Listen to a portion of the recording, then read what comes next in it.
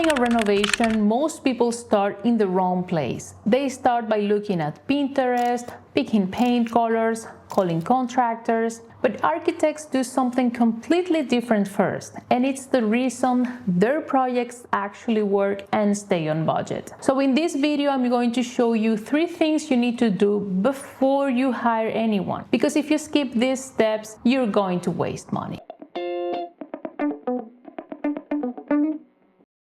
Okay, so the first thing architects do is ask a really simple question. Why are you renovating? And most people jump straight to the answer. I want a new kitchen. But that's not actually the why. That's the what. The real question is, what's not working? Why do you need a new kitchen? Because here's what happens. People see a beautiful kitchen on Instagram and they think, I want that. But then they spend $80,000 on it and realize it doesn't actually solve the problem. And it's like buying a sports car when what you actually need is a minivan. It looks great, but it doesn't fit your life. So before you do anything, ask yourself, why am I doing this? What's actually broken in my house right now? How do I actually live here every day? And be honest, don't think about how you should live or how Instagram people live.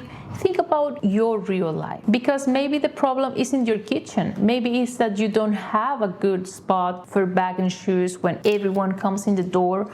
Or maybe your bathroom is too small for your family, or maybe you just don't have enough storage. So that's step 1. Figure out why you're renovating and what's actually not working. Okay, so now you know why you're renovating and what's not working. The next step is to write it all down. And this sounds boring, but it's actually the most important part, because when you write it down, you have a plan. And when you have a plan, you don't waste money. So here is what you write down. Who lives in your house? What you absolutely need, your must-haves. What would be nice but you could live without? How much money you actually have. And that last one is really important, the budget, because most people guess their budget and then halfway through the project they run out of money. So here's what architects do. They set a realistic budget and then they add 10 to 20% extra for surprises, because there are always surprises. Think of it like packing for a trip. You don't pack exactly what you need. You pack a little extra because something unexpected always happens.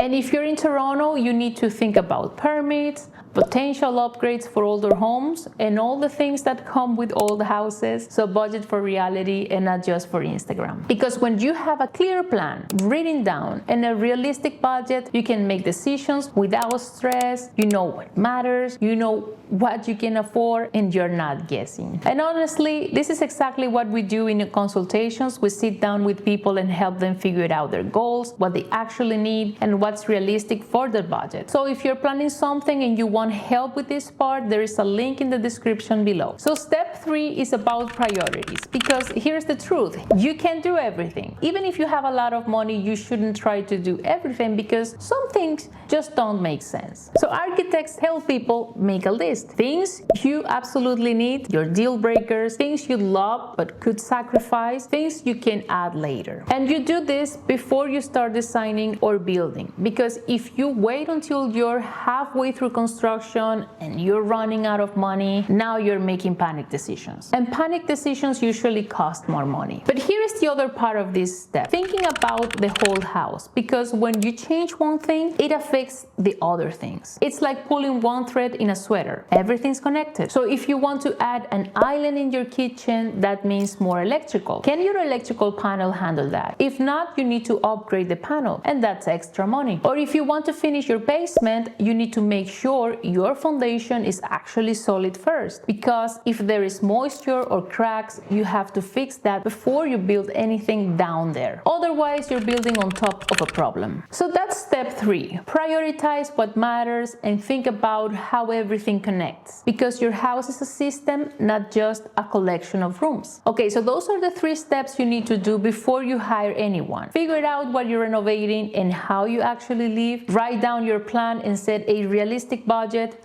Prioritize what matters and think about the whole house. And when you do these 3 things, you're going to be way ahead of most people. But here's the thing, all of this is just part of the planning part. Once you're ready to build, there is a specific order for doing the work. And this is where people make the most expensive mistake. Because most people start with the pretty stuff, paint, tile, finishes, but architects start with something completely different. And it's actually backwards from what you think. So I'm going to show you exactly how architects sequence the actual work from structure all the way to finishes, because if you do it in the wrong order, you end up paying twice.